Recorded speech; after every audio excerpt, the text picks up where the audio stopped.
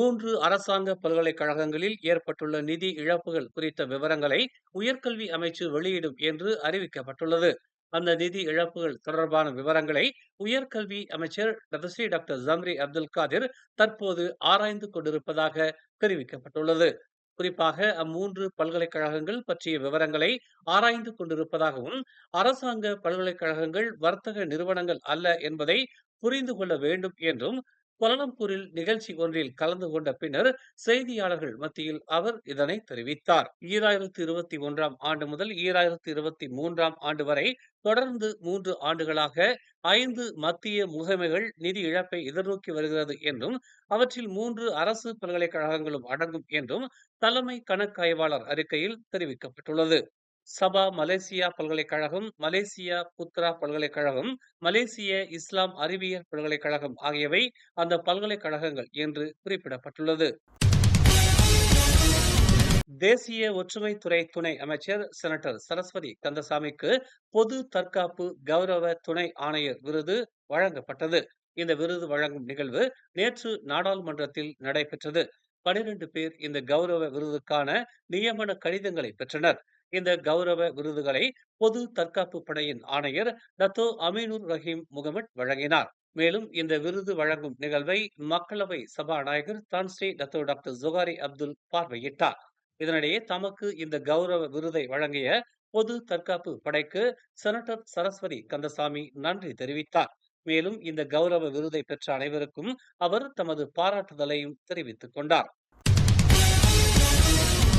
இஸ்லாத்தை அவமதித்த குற்றத்திற்காக கடந்த 2020ஆம் ஆண்டிலிருந்து 2024ஆம் ஆண்டு வரை மொத்தம் 61 முஸ்லிம்கள் கைது செய்யப்பட்டனர். அவர்களில் 51 பேர் மீது நீதிமன்றத்தில் வழக்கு தொடரப்பட்டது என்று சமய விவகாரத்துறை அமைச்சர் நயீம் மக்பார் நேற்று தெரிவித்தார்.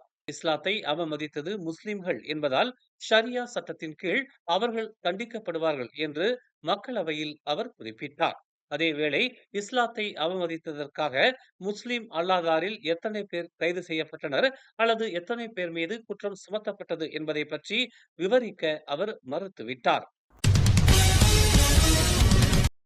ஏழை மற்றும் பரம ஏழை குடும்பங்களை இலக்காக கொண்டு வரும் மார்ச் 1ஆம் தேதி முதல் சந்தைகளில் உதவித்தொகை பெற்ற 10 கிலோவிலான 24 லட்சம் உள்ளூர் பச்சரிசி மூட்டைகள் விற்கப்பட உள்ளதாக தெரிவிக்கப்பட்டுள்ளது.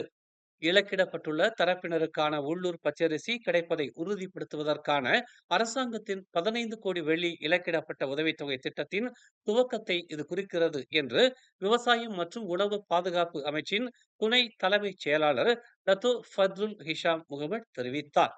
இலக்கிடப்பட்டுள்ள குடும்பத்தினர் மட்டுமே இந்த பச்சரிசியை வாங்குவதை உறுதிப்படுத்த இந்த அரிசி மூட்டைகளில் குறியீடு இடப்பட்டிருக்கும் என்று அவர் தெரிவித்தார். உதவித்தொகை வழங்கப்பட்டுள்ள 26 வெள்ளி விலையிலான உள்ளூர் பச்சரிசியின் 10 கிலோ எடை கொண்ட 10,000 மூட்டைகளின் சிறப்பு விற்பனையை தாங்கள் நாளை வியாழக்கிழமை 27ஆம் தேதி கெடாவில் நடைபெறும் மூடா விவசாய மேம்பாட்டு நிறுவனத்தின் நிகழ்ச்சியில் துவக்கி வைப்பதாக அவர் கூறினார். கெடா கோலக்கட்டிலுக்கு அப்பால் உள்ள கத்தும்பா தோட்ட தமிழ் பள்ளி மூடப்படாது என்று கல்வி அமைச்சர் ஃபத்லினா சிடேக் உத்தரவாதம் அளித்துள்ளார். பிரதமர் டதோஸ்ரீ அன்வார் இப்ராஹிம் தலைமையிலான ஒற்றுமை அரசாங்கத்தின் கீழ் நாட்டில் உள்ள எந்த ஒரு தமிழ் பள்ளியும் மூடப்படாது என்றும் அவர் உத்தரவாதம் அளித்தார்.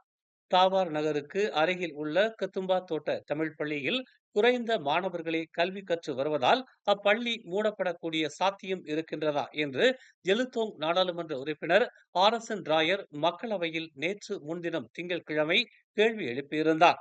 அதற்கு பதிலளித்த ஃபத்லினா சிடேக், வடானி அரசாங்கத்தின் கீழ் உள்ள கத்தும்பா தோட்ட தமிழ் பள்ளி உட்பட நாடு முழுவதிலும் உள்ள தமிழ் பள்ளிகள் மூடப்படாது என்று தெரிவித்தார். 9 மாணவர்களே கல்வி பயின்று வரும் கத்தும்பா தோட்ட தமிழ் பள்ளி அனைத்து சலுகைகளையும் வசதிகளையும் தொடர்ந்து பெற்று வரும் என்று அவர் கூறினார். கோலாலம்பூரில் அமைந்துள்ள ஒரு உணவகத்தில் ஒரு குவளை வெதுவெதுப்பான தண்ணீர் 7 வெள்ளிக்கு விற்கப்பட்டது பயனரை அதிர்ச்சி அடைய வைத்துள்ளது. பயனர் ஒருவர் தனது சமூக வலைத்தள பக்கத்தில் இது பகல் கொள்ளை என்று கடையின் ரசீதை பதிவேற்றம் செய்துள்ளார். ஆர்டர் செய்யும் போது விலையை முன்கூட்டியே சரிபார்க்கவில்லை என்றும் தண்ணீருக்கு கட்டணம் வசூலிக்கப்படும் என்று தெரிவிக்கப்பட்டதாகவும் அவர் ஒப்புக்கொண்டார். இருப்பினும் ஒரு குவளை வெதுவெதுப்பான தண்ணீர் இவ்வளவு விலையாக இருக்கும் என்று தாம் எதிர்பார்க்கவில்லை என்று அவர் குறிப்பிட்டார். இந்த பதிவின் கீழ் பொதுமக்கள் இது குறித்து உள்நாட்டு வாணிபம் மற்றும் வாழ்க்கை செலவின அமைச்சிடம் புகார் அளிக்கும்படி அவர் கருத்து பதிவிட்டுள்ளார். மேலும் செய்திகளை தெரிந்து கொள்ள தமிழ் மலர் நாளிதழை பாருங்கள். உடனுக்குடன் செய்திகளை தெரிந்து கொள்ள தமிழ் மலர் இணையதளம், தமிழ் மலர் செயலி மற்றும் மலர் டிவி யூடியூப் சேனலை வலம் வாருங்கள். எங்களோடு இணைந்திருக்க மலர் டிவியை பதிவு செய்து கொள்ளுங்கள். உறவுகள் மகிழ்ந்திட விருப்பம் மற்றும் பகிர்வு சேவையை சொடுக்கிடுங்கள்.